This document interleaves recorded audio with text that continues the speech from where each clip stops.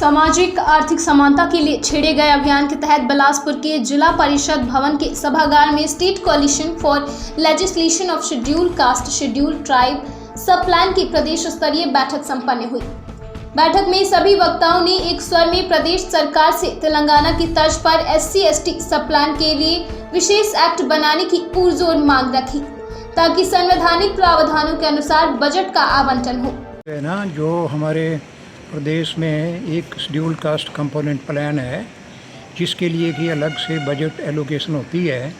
तो ये देखा गया है कि उस बजट को इधर उधर डाइवर्ट कर दिया जाता है। तो सारे हिमाचल प्रदेश में हमने एक मूवमेंट चलाई है कि भाई इसके लिए तेलंगाना की तर्ज पर कानून बनना चाहिए,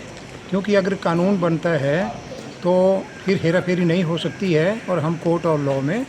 जा सकते हैं उसकी अवहेलना करने के लिए। अगर कोई अवहेलना करता है तो हम कोर्ट ऑफ लॉ में जा सकते हैं। तो आज ये जिला बिलासपुर से डिफरेंट संस्थाओं के प्रतिनिधि, कुछ राजनीतिक दलों के भी प्रतिनिधि, क्योंकि कानून जो है वो तो विधानसभा में ही पास होगा, तो वहाँ सबका सहयोग हमको लेना पड़ेगा। हमारा ये कार्यक्रम गैर राजनीतिक है, किसी राजनीति के साथ नहीं है, लेकिन सभी इस मामले में हमारी सहायता कर सकते हैं। ये हम इस अवसर पर अभियान के संयोजक प्रोफेसर खजान सिंह धीर ने कहा कि यह दुर्भाग्य है कि SC/ST वर्ग के उत्थान के लिए आवंटित बजट को कहीं और व्यय कर दिया जाता है, जबकि यह समाज सही तरीके से ऊपर नहीं उठ पा रहा है। चूँकि बाबा साहेब डॉक्टर भीमराव अंबेडकर जी द्वारा दबे कुचले शोषित पीड़ित एवं वंचित समाज के उत्थान के लिए कानून प्रावधान किए हैं, लेकिन मौजूदा परिस्थितियों में इन्हें सही मायनों में लागू नहीं किया जाता है, इसलिए पूरे प्रदेश में यह अभियान छेड़ा गया है।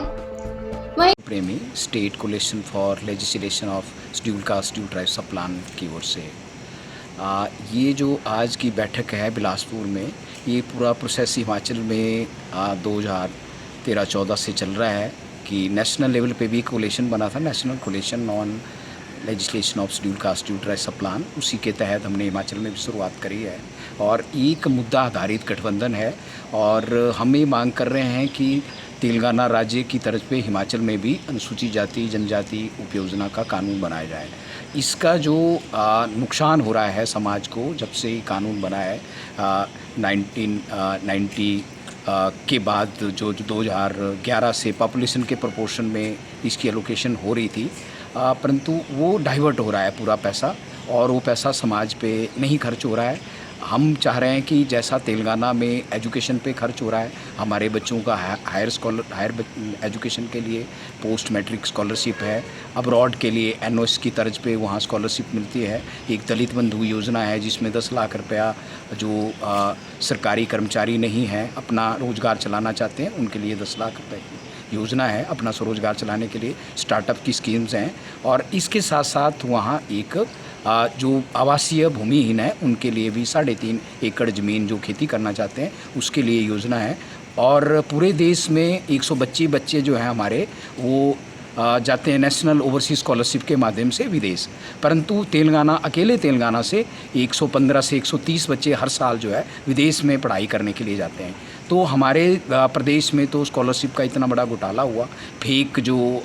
अटेंडेंस लगाई गई कुछ प्राइवेट यूनिवर्सिटी के माध्यम से, उसके बाद हमारे बच्चों को स्कॉलरशिप नहीं मिल रही है। हमारे नौजवान बेरोज़गार हैं, हमारे बच्चे आगे +2 के आगे BA और BSc के आगे BCom के बाद जो है कोई कम्पिटिटिव एग्ज़ाम की कोई कोचिंग के लिए पैसा नहीं। संयोजक सुखदेव विश्वप्रेमी ने कहा कि प्रदेश के भूमिहीन, शिक्षा से वंचित, स्वरोजगार के लिए तरस रहे लोगों को उनके अधिकार नहीं मिल पा रहे हैं तथा यह लड़ाई अब इसलिए भी जरूरी हो चुकी है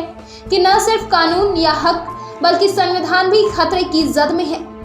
उन्होंने समाज का आह्वान किया है कि एकजुट होकर न्याय की लड़ाई में आहुति डालें ताकि अपना हक लिया जा सके।